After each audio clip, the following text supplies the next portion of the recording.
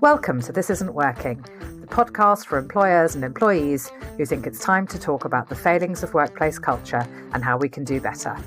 I'm your host, Tanya de Grunwald, an HR commentator who's watching, listening, and hopefully asking the right questions. Okay, let's get this working.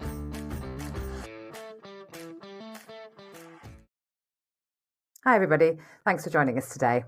This is an interview with Alex Edmans, Professor of Finance at London Business School and author of the brilliant new book, May Contain Lies, How Stories, Statistics and Studies Exploit Our Biases and What We Can Do About It.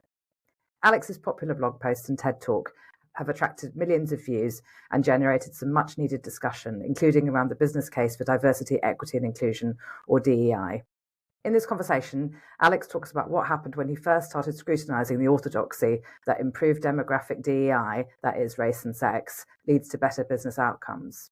It's telling that he thinks the pushback would have been even stronger if it wasn't for the fact that he's British Chinese himself. We discuss why so much research around DEI is deeply flawed, who benefits from promoting murky data, and how we can all get better at recognising the reports that we should take seriously and the reports that we should frankly put straight in the bin. We also discussed the very natural and very human neurological responses that we all have when viewing evidence that supports our biases and evidence which doesn't. I'm wondering if this explains why some DEI advocates exhibit some, let's just say, strong emotional reactions when they're challenged, however politely. As I've been saying on LinkedIn for some time, this seems to be out of character and unprofessional, especially from those in senior positions in large organisations. So perhaps we're getting closer to discovering some of the weirdness that we're seeing there.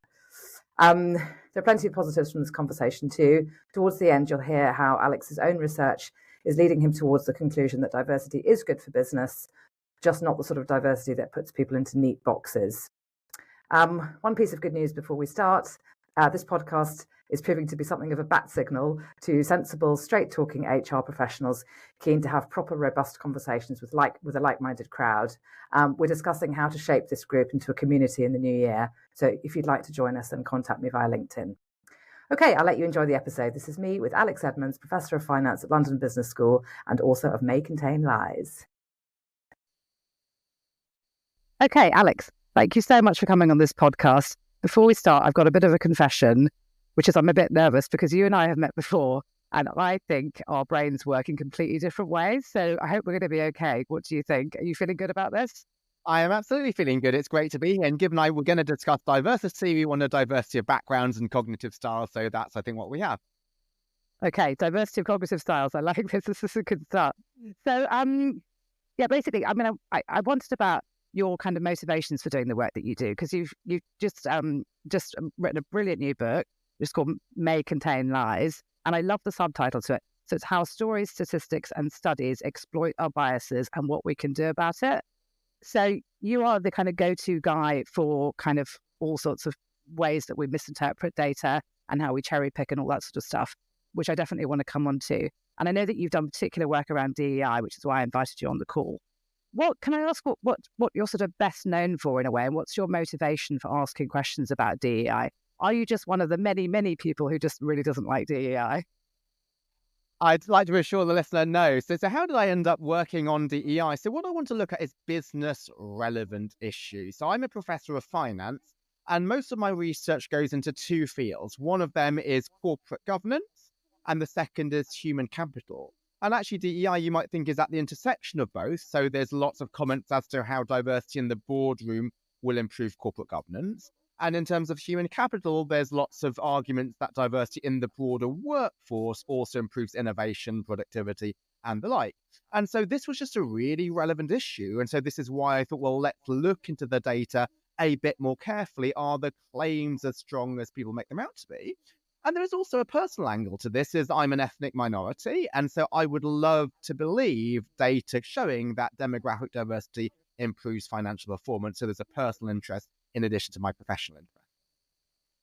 Okay, fabulous. So you actually want DEI to be a good thing. You're on the side of DEI generally. You just want to make sure that we're talking about that what we're talking about is based in truth always. Is that correct? Yeah, so I just took up my first non-executive director role 2 years ago. I'd like to have more non-executive director roles. And if it was clear that demographic diversity in terms of age or ethnicity improve financial performance, then maybe I get more invitations to serve on a board. But I don't want to make those claims unless it is truly backed up by data and evidence, because one important thing as a board member is to make sure that everything you're saying is completely honest and fair and not based on false pretenses. Okay, brilliant. That's all fair enough. So one of the reasons I've invited you here is that I have noticed that as DEI has come increasingly under attack in recent years, I would say the last couple of years particularly, for some of its strategy and methods and possibly even motivations, I've noticed that fans of DEI have kind of been scrambling for evidence that it's good business and often sort of stating as fact that diverse companies perform better. That's usually the thing. And for those of us, I think, who don't feel that confident with numbers, the thought of asking questions about that or wading into a discussion about statistics is really unappealing. And I think it's probably safer for us just to accept the orthodoxy, particularly as some of these people have quite big personalities and their own personal and political sort of motivations that are driving them. So it's tempting for us just to assume that all these people can't possibly be wrong. So I have to confess, maths has never been my strong suit. I actually failed my times tables test 9 times in my primary school, and I don't think I actually ever passed it. I'll have to check with my mother. So I might have to ask some kind of stupid questions, but I do know enough from geography A level and my psychology degree that I think I did a sort of module or a course in stats for each of those. I do have enough of an understanding to remember that there are ways that data is presented that can skew our understanding of what's really going on. So I do remember that. And I think a lot of people who work in HR and DEI also don't feel confident with numbers. But I think as we face more and more calls to make sure that what we're doing is data-driven, I don't think it's good enough for us to say kind of cutesy things like, oh, I'm just not good with numbers, maths isn't my strong suit. I just think that's kind of not really good enough. So even if it's just increasing our understanding of what we don't know, or maybe when stats maybe need a second look, or we need to ask someone else about whether we're sure that they're right, that would be, I think, really helpful for this call. I had a question before we kick off talking about DEI. Can you give a couple of real-world examples of where data or interpretation of data has led us astray to kind of illustrate why we need to be so careful with numbers? Absolutely. And let me take a very important real-world example to highlight this is not just something of academic interest. It really affects how we make decisions. So before my son was born, my wife and I took a national childbirth trust parenting course. And most of the course was on really important things like how to change a nappy, but there were 2 classes devoted exclusively to breastfeeding. And while most of the classes were on how to breastfeed, how to ensure a good latch, they started off by saying why breastfeed. The idea being breastfeeding is tough, so if they could just convince you of the benefits, you would persevere even when it got difficult. And they presented some apparently cast iron evidence that breastfeeding leads to lots of beneficial outcomes. They could be outcomes for the child, both mental and physical, outcomes for the mother, better bonding, particularly as she recovers from a difficult birth. And this is data backed up by none other than the World Health Organization. But then when I looked into the data much more carefully, I found that this was a correlation, but it was not causation. So it is true that breastfed babies do better across a range of outcomes, but whether you're breastfed or not is not random. It depends on other factors, alternative suspects. What is an alternative suspect? Well, the data shows that actually women who tend to be more affluent and have a better home environment are more able to breastfeed because breastfeeding is tough. It's difficult to do without family support. And it is that home environment which is causing the better child outcomes. It's not the breastfeeding itself. And so why is that important? Because often mothers feel guilt-tripped into only breastfeeding. There's this message that you're a bad mother if you ever think of bottle feeding your kid. Also, it suggests that fathers cannot help out with feeding, and that leads to the parental burden being disproportionately borne by mothers, which can lead to inequality and difficulties in terms of work-life balance and so on. So that is something which really affects our decisions. But I think it's also important because this highlights that you don't need a PhD in statistics or even a GCSE in statistics in order to notice the problems with data. What I've just highlighted is the issue of alternative suspects or alternative explanations. Are there other explanations for that same data? And you just need common sense for that. So, if there was a link between breastfeeding and child outcomes, just ask yourself, are there alternative explanations? Could it be other things like parental background which is driving the result? And that's something that we've learned as children, right? So when you first read a murder mystery novel as a kid, you first learn to think that it's not the most obvious suspect who committed the murder. We are naturally wired to think about alternative suspects. But so what I'm trying to highlight is all we need to do is to tap in to the natural discernment that is already within us. But unfortunately, we only deploy it selectively.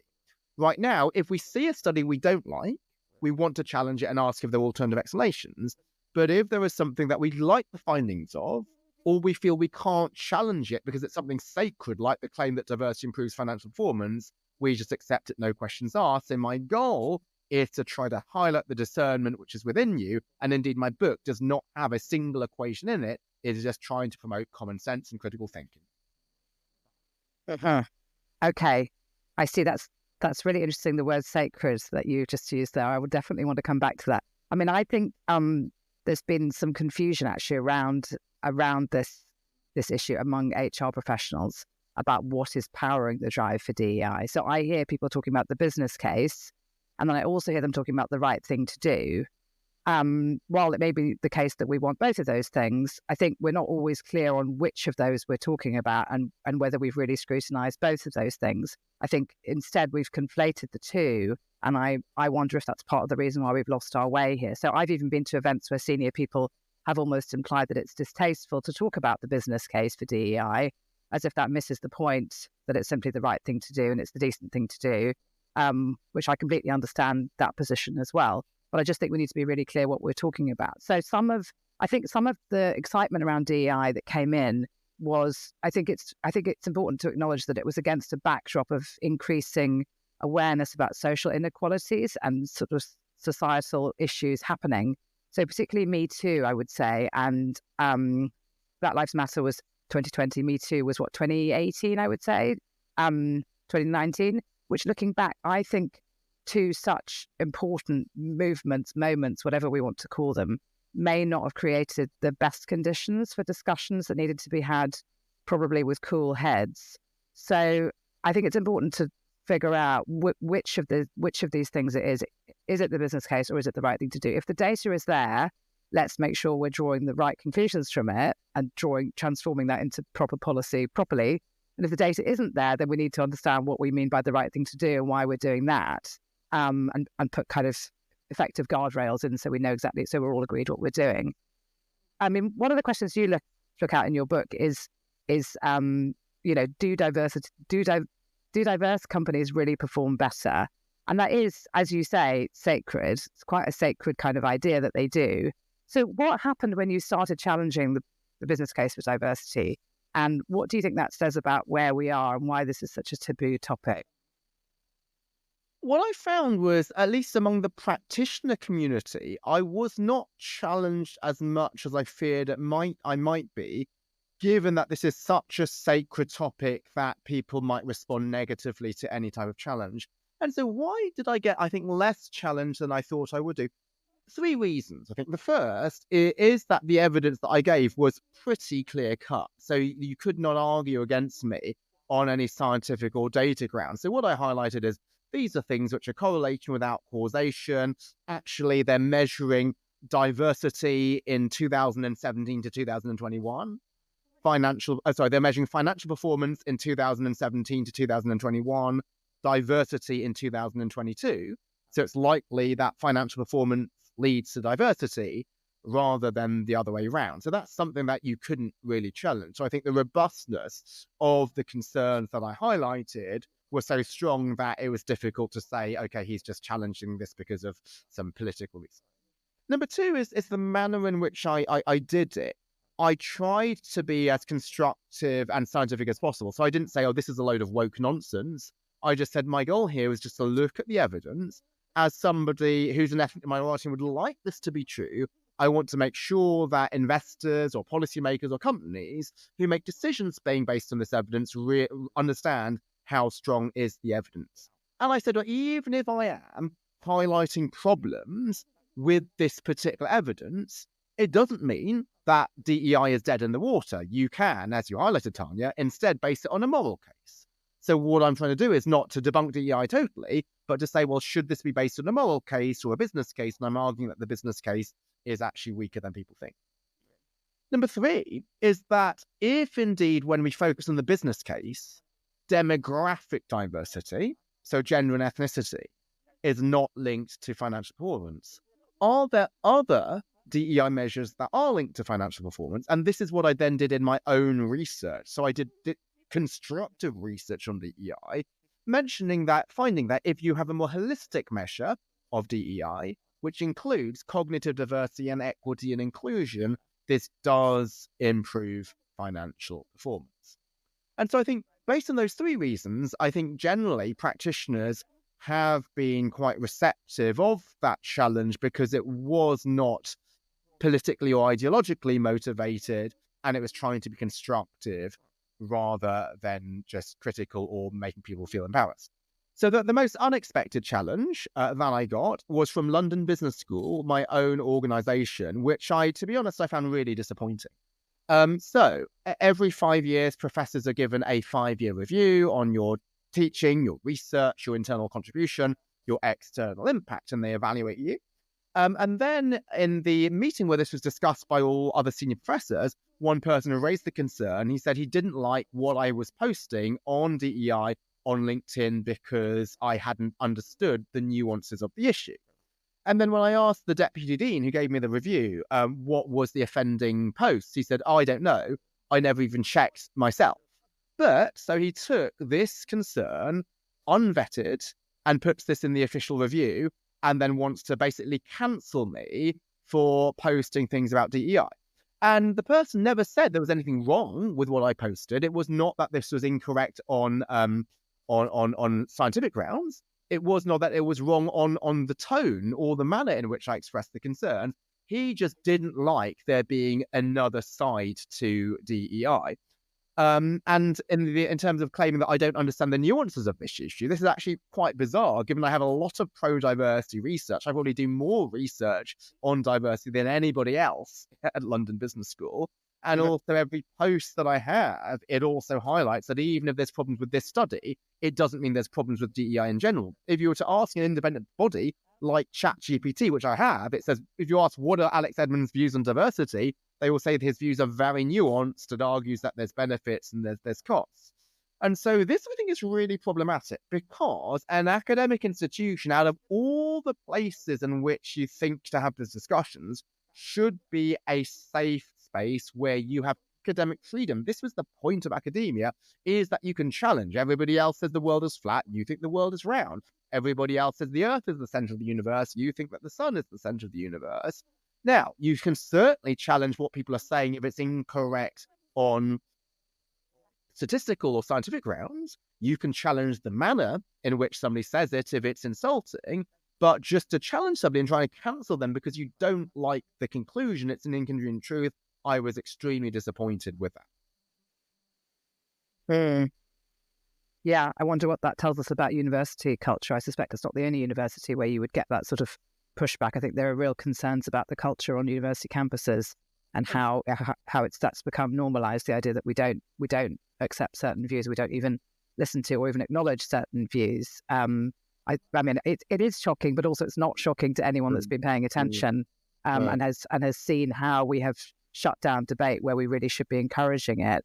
I wonder also whether, in terms of the practitioners, you say that people haven't pushed back.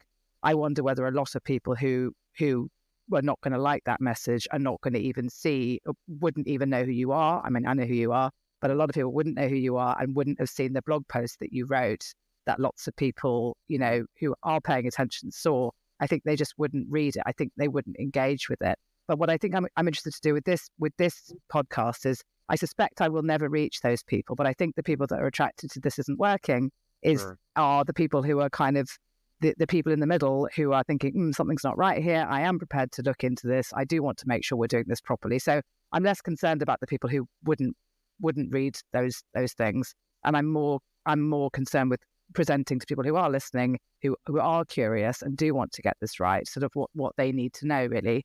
Is it true that you said you wouldn't be speaking out as you are if you were white? What do you think that says about where we are?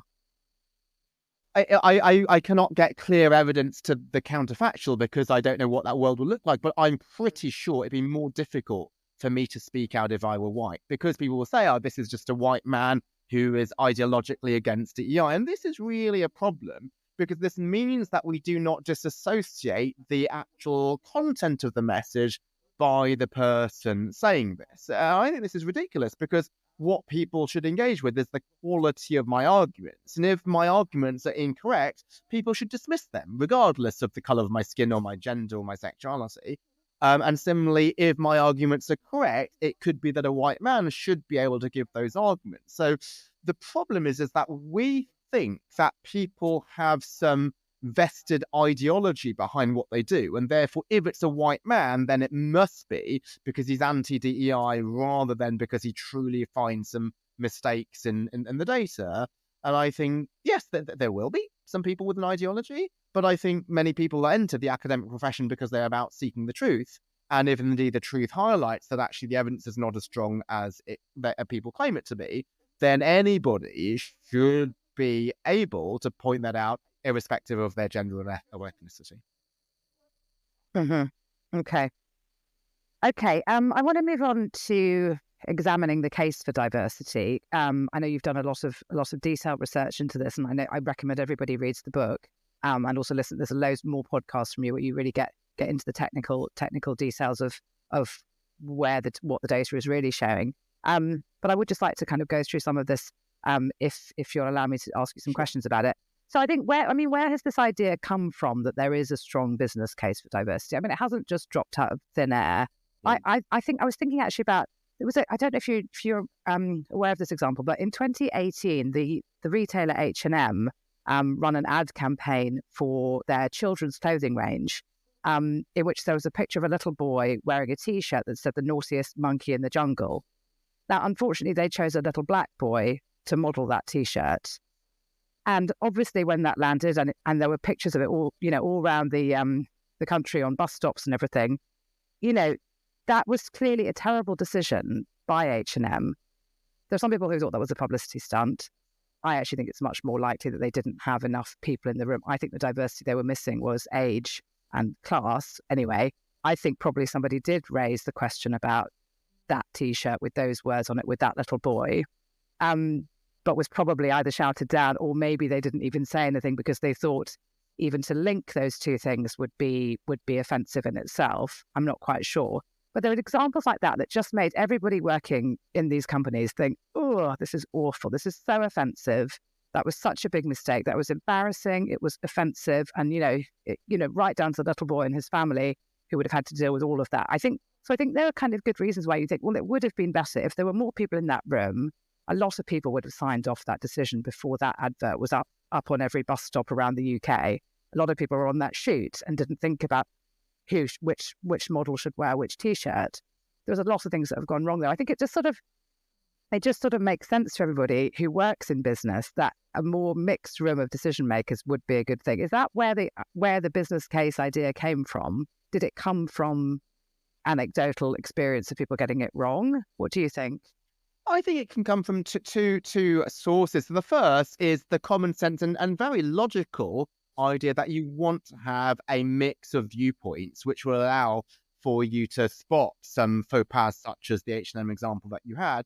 But what I would claim is that you don't necessarily need to be of that particular identity in order to notice these issues. So I'm not black, but I could immediately feel that this is something which is really, really offensive.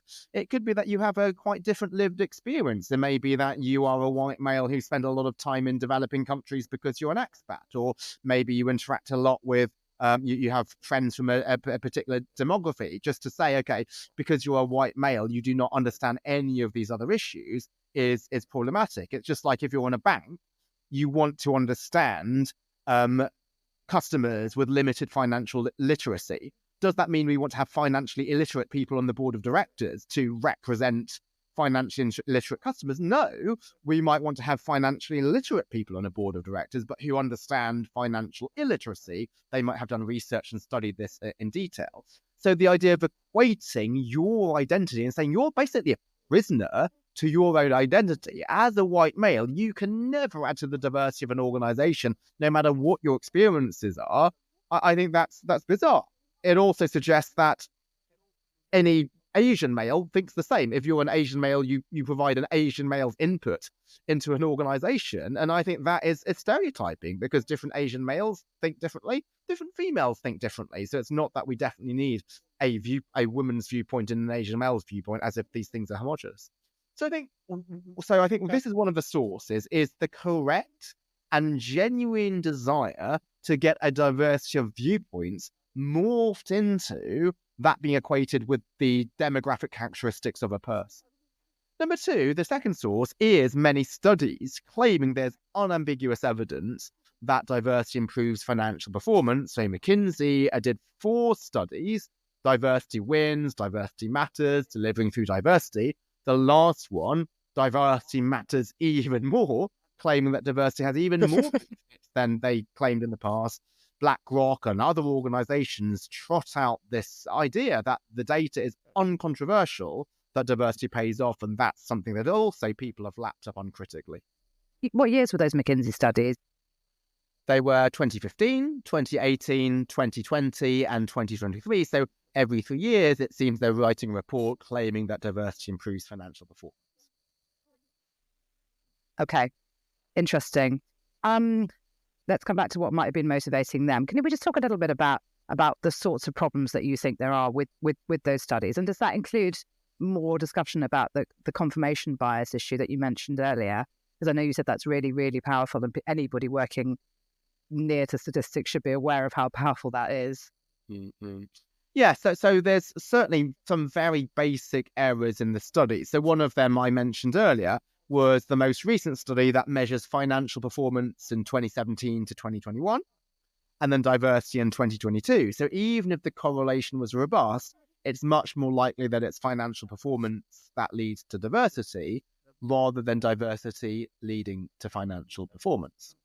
Also, this study has just simply not been replicated. So other researchers independently have replicated their methodology, trying to do exactly the same, and they find no link. So when they do the same methodology as McKinsey claims, they find that there is no result there, and that replication has been published in an academic journal. Also, the measure of performance they have is earnings before interest and tax, EBIT. That is not the most common measure that people use to look at financial performance. You look at stock returns. What is the difference? You can have some companies which don't produce much profit, but do really well because they're investing for the future, like Tesla or Nvidia. And indeed, isn't diversity supposed to produce innovation rather than a focus on short-term profits? And even if you did care about short-term profits, EBIT is not the only potential measure. There's lots of other good measures of short-term profits. McKinsey never showed robustness to these other measures, suggesting that they experimented with lots of different measures and just picked out the one measure that gave them the result they wanted. So this is the idea of cherry picking. So if there's a particular result that you want to deliver because you know that people will lap up that result, you run the data in lots and lots of different ways, and you suddenly try to find one particular constellation which gives you the result that you want. And so that's only a couple of the problems. We could have a podcast for a whole hour talking about all of the issues of McKinsey and BlackRock's and other studies, but this is on my website, maycontainlies.com. So instead, what I want to highlight is your other question: why is it that people fell for these errors? Because these errors are really basic. It is because of confirmation bias. So lots of people would like to believe that diversity improves financial performance. Some may be minorities themselves, and so they might like to believe this personally. It could be that you're a supporter of diversity for good reason. It could be genuinely, as a white male, you want a more diverse organization.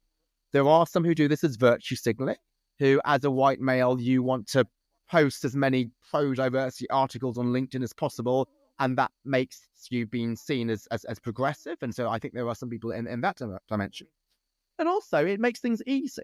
Because if you're a nominated committee trying to propose a new director, if indeed demographic diversity is strongly linked to financial performance, then you can just use that as a big criterion. And that's much easier to assess than looking at the person's experience or cultural fit.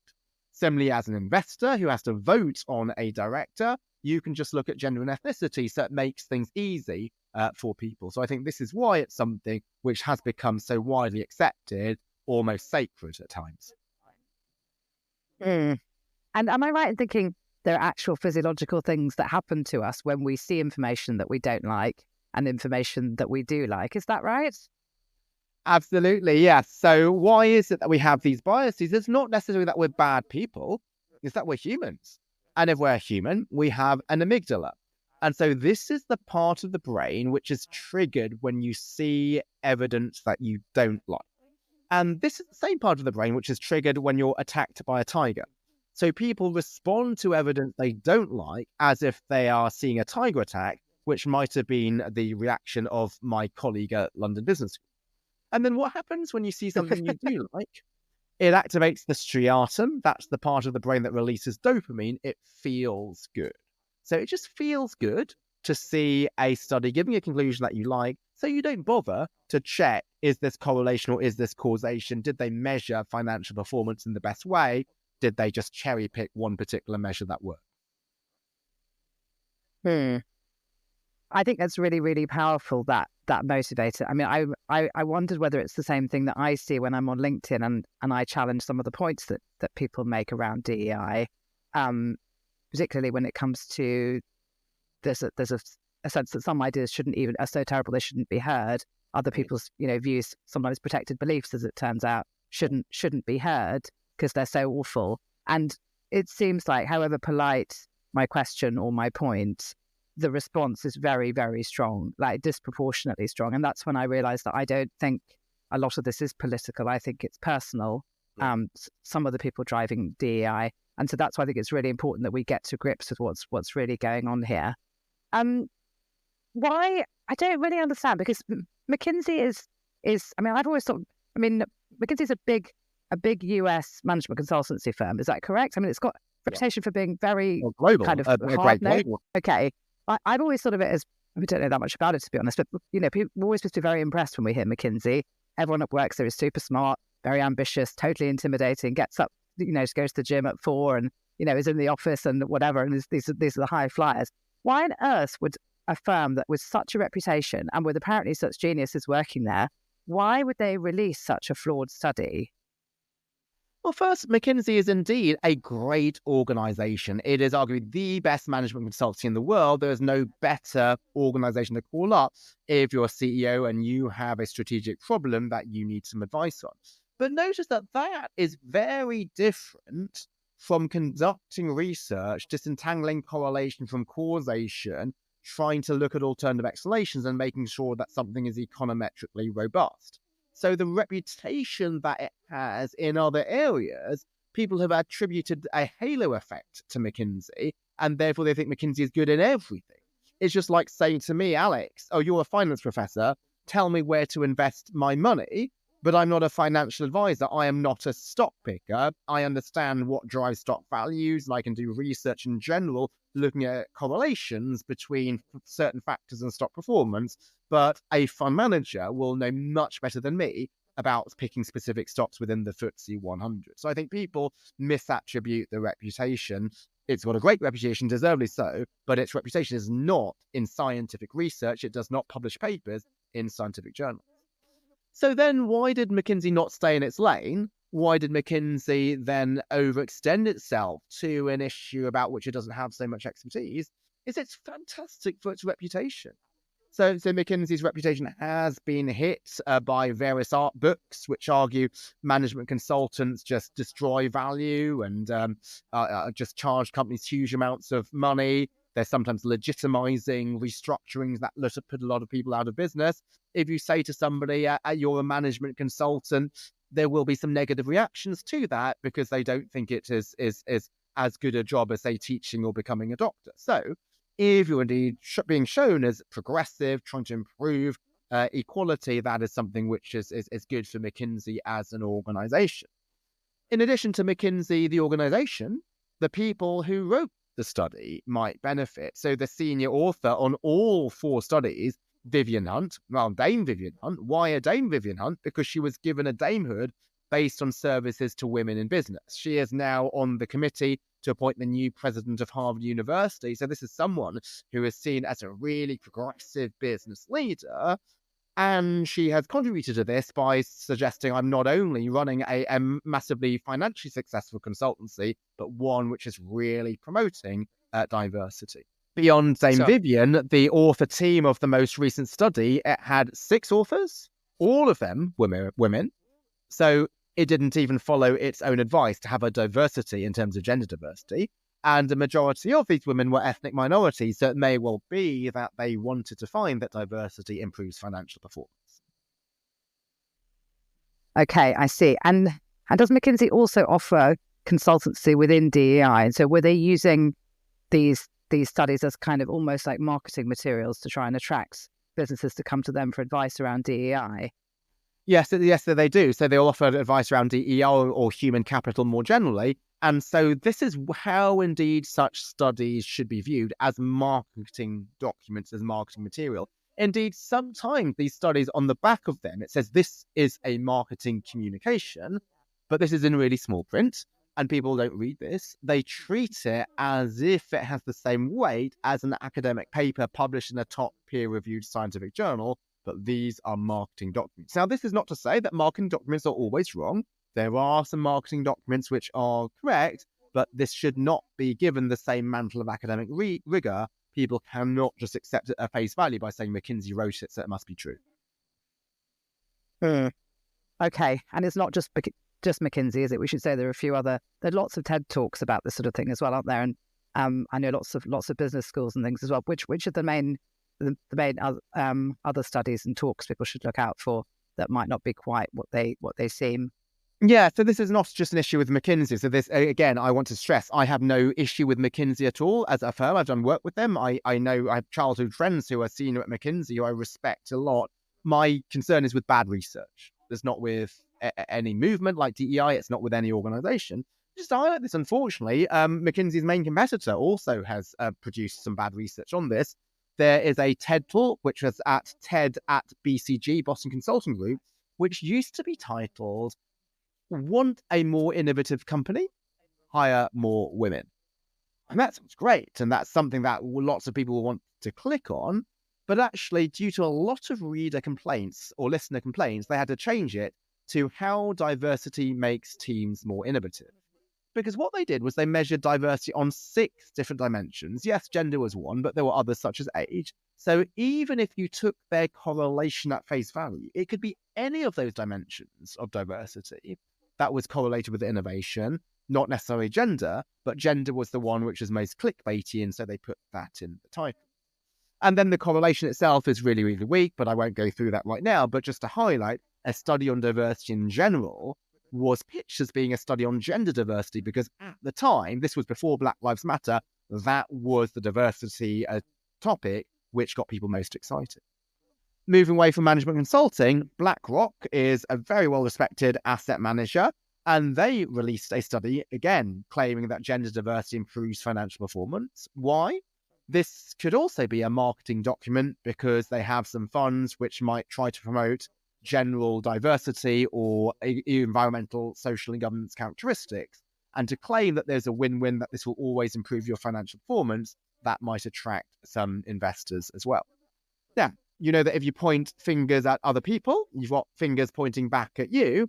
And let's highlight that my academic profession also has problems. I've highlighted some issues with London Business School cancelling studies that they don't like, but they also promote research which is really flawed. So the Financial Reporting Council, a regulator, commissioned London Business School to do a study on the link between diversity and firm performance.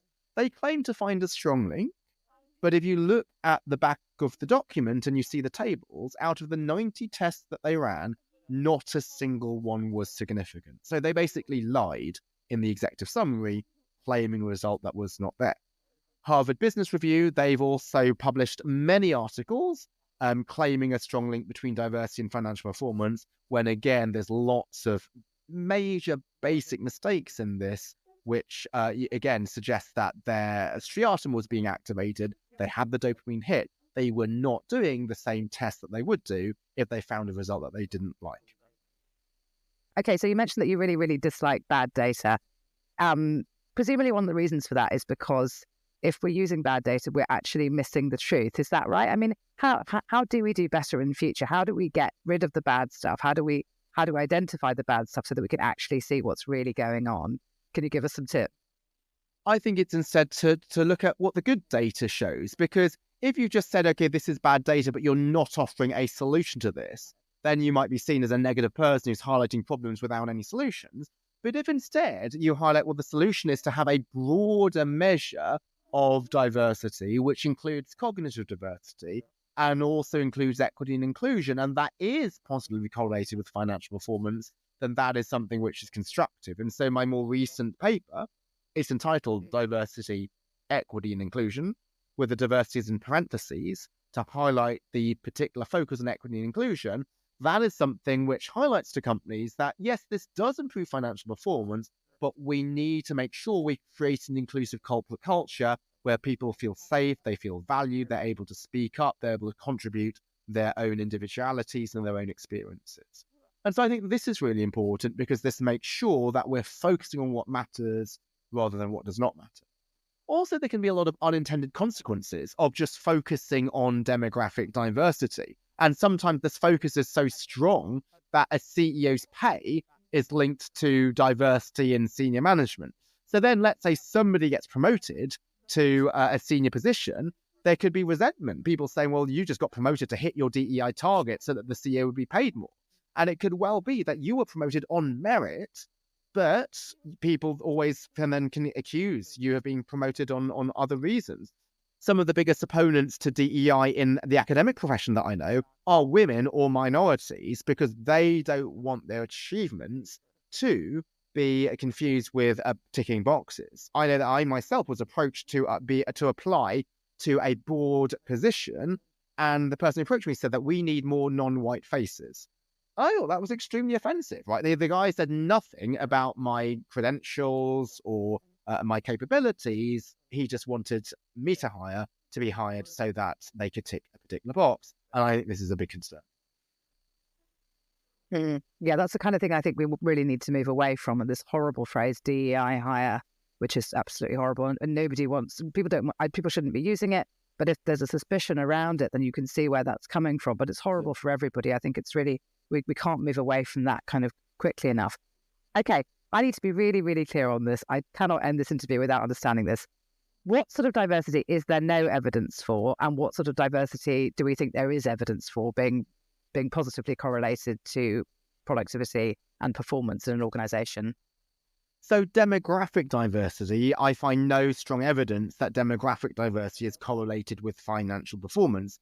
And this to me is not too surprising, because when you reduce the totality of a person to just their gender and ethnicity, this is a really poor measure of how much somebody can contribute to the organization, which is why there is no link with financial performance.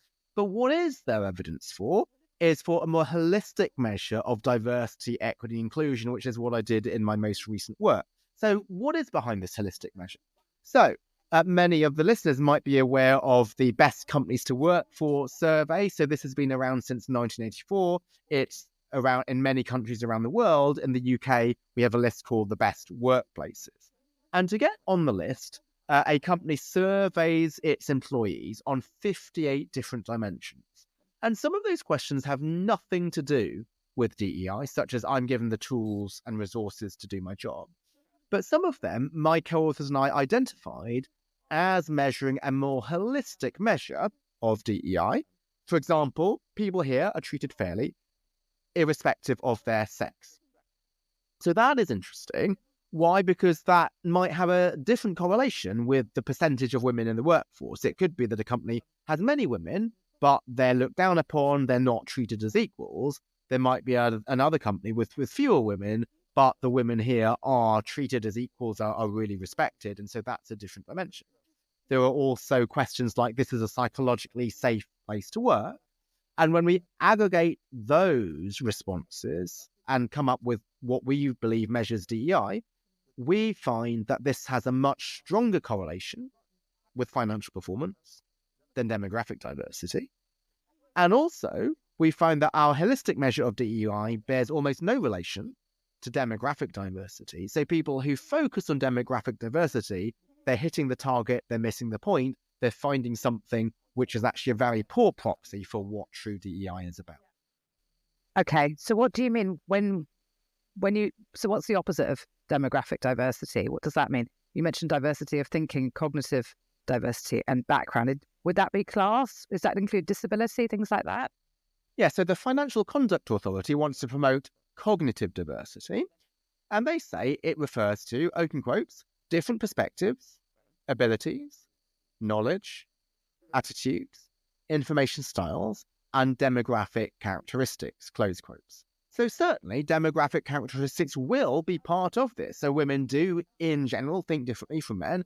Ethnic minorities might have a different lived experience. For example, having experienced racism firsthand, that might be quite different from your best friend experiencing racism. It might just hit a little bit harder. But that's not the only thing. Different perspectives. It could be that you're a white male whose background is in humanities and the rest of the board's background is in sciences or finance. It might be you're from a different socioeconomic background. So you might identify much more with, say, the struggles of workers in the pandemic who were being furloughed or laid off. You might care more about the human element of certain business decisions. And so that is what really matters in terms of cognitive diversity. Demographic diversity is a proxy, but it's a quite poor and incomplete one. Okay. And also, presumably, as well as getting a diversity of people in, presumably through recruitment and progression promotion, it would be just as important for the organisations to make sure they're encouraging dissent and differing viewpoints to be heard. There's no good having all these people, but then creating a culture where still certain people feel that their views are not able to be spoken. Is that correct? Absolutely. So some organisations have what I call an add diversity and stir approach, where you just bring in a diverse mix of people and just leave them to do their magic and produce the great results that McKinsey promises that you're going to get. But it's much more difficult than this. I've experienced this firsthand. I was on the executive committee of one of the leading academic organisations in my profession. And again, academia should know how to do this correctly, but it doesn't. So there was the chair who was very pro demographic diversity, at least at a superficial level. He wanted to recruit more female directors, and he managed to do that. But then the disdain with which he treated them during meetings, where he would always focus more on what the vociferous male said and virtually ignore the contributions of the women, that was a case where we had diversity, but no inclusion. But to any outsider who doesn't know the internal workings of the board or the executive committee, they all think that he's a very progressive person because he increased the number of females on that board. Mm-hmm. And what tips do you have for people, sort of the average Joe like me, when trying to scrutinise data? I mean, probably around diversity, but around, all sorts of things. We get shown lots of different reports and studies and things all the time when we're working in HR and DEI adjacent kind of roles. What kind of questions should we be asking? So one thing you mentioned there was about the difference between marketing surveys and proper academic research. So I guess that's probably the first one. Is that right? And then but you've got some more tips as well, which I think are brilliant. Yeah, so the first is this published in a peer-reviewed academic journal? So what is peer review? You might think it's an arcane scholarly ritual, which has no relevance to somebody in the real world, but it is relevant because what it means is that it has been checked, it's been scrutinized by other people. It's a bit like having a kite mark on a lock. That means that the lock is safe. Now, peer review is not perfect. Mistakes still get made, but it's better to go with something checked than unchecked. It's something where people have checked the methodology. So you might want to look at, is this published in a peer-reviewed journal? McKinsey studies are just released on their website. Also, even if it has not been published in a peer-reviewed journal, who the authors are the authors a consultancy doing something for marketing reasons, or are they academics who they've just released the paper when it's pretty new, so it hasn't yet gone through peer review? But I would generally believe in academic study more because they don't have the marketing element. compared to some companies. But we can't just rely on that, because I don't want to give the impression that academics are always right and practitioners are always wrong. Out of the whole spectrum of academics, I probably interact more with practitioners than perhaps 99% of other academics. So I have deep respect for them. So instead, I think we also want to go further and try to do the scrutiny ourselves. And you might think this is unrealistic. I don't have a GCSE in statistics. But let me go again back to our earlier discussion of breastfeeding, which is to highlight that this just requires common sense, not statistical pyrotechnics. So if you see a result that you like, it triggers your striatum, you want to believe it and shout it from the rooftops. Imagine you found the opposite result and see how you would try to explain it away. So let's say we found that breastfeeding is associated with worse child performance. Now, we don't like that. That seems weird. Breastfeeding must be better because it's natural. So we would come up with alternative explanations. Maybe formula is expensive, and maybe only wealthy mothers can afford formula. So if bottle-fed kids are doing better, it's because parental wealth is driving this. But now that we've alerted ourselves to the possibility of alternative suspects, such as parental wealth, ask ourselves, does that same alternative explanation continue to apply, even though the result is in our favour? And so had McKinsey found that diversity worsens financial performance, and then people would have immediately said, well, could this be because you're measuring financial performance in 2017 to 2021 and diversity in 2022? It's not diversity which causes financial performance. It must be the other way around. So you would be discerning in that case, but they switched the discernment off because it was the result that they wanted. Do you think McKinsey might not have released the reports if they hadn't found a message that would be positive and sort of palatable to their clients and would-be clients? Yeah, and I think that's a really good third question, is ask yourself, would the authors have written the same study with the opposite result? Would they have written it? And I don't think they would. I don't think McKinsey would have said diversity is correlated with worse financial performance. But there have been academics, including papers by some leading academic females, which have highlighted a negative link between demographic diversity and financial performance. Similarly, for me, as an ethnic minority, I have had to acknowledge that the evidence for demographic diversity, including ethnic diversity, which is what the latest McKinsey study focused on, I had to acknowledge that these papers are not as strong as I'd like them to be. So this is something which is not in my own interest. It's a bit like in a criminal trial, is that hearsay, I think evidence is typically not admissible. But if you give a statement against your own interest, this is seen as admissible. And for me to highlight the problems in this study, that is a statement against my own personal interest. Finally, what advice do you have for HR professionals who find themselves in a discussion where the kind of orthodoxy is that diverse companies perform better, and they want to draw people's attention to some of the issues around this stuff? They should obviously recommend your book. And just what's the name of your study that you did, the recent one that you did? It's called Diversity, Equity and Inclusion. You might think, what a boring name for a paper, but this highlights that what we want to capture is equity and inclusion, whereas traditional approaches only cover demographic diversity. So the more confident people can feel about the numbers, then the better, right? Yeah, so what advice I'd give people is to challenge, but to challenge respectfully. So you will be triggering people's amygdala. So in an ideal world, you just present the correct data and that would be it. But that's not true. People respond to data depending on whether it affects their ideology, their identity. And so if you're just to try to browbeat them with data, that won't succeed. So maybe to highlight, actually, you are pro-diversity, equity and inclusion, but actually the evidence suggests that a different approach is warranted, which is one that goes beyond demographic diversity, but considers cognitive diversity. So I think why sometimes challenges are not effective is people conflate the goal with the approach. They think any criticism of DEI research is because you've got a different goal. You are anti-DEI, you just want your company to have only white males. When in fact, you might have the same goal as them to produce a diverse and inclusive culture, but a different approach And your different approach is to look beyond demographic diversity. So to highlight that you are not against them, you're not their enemy, you're their friend, but you're suggesting a different way to achieve the shared goal. I think that is a better way of approaching what is often a quite emotive issue.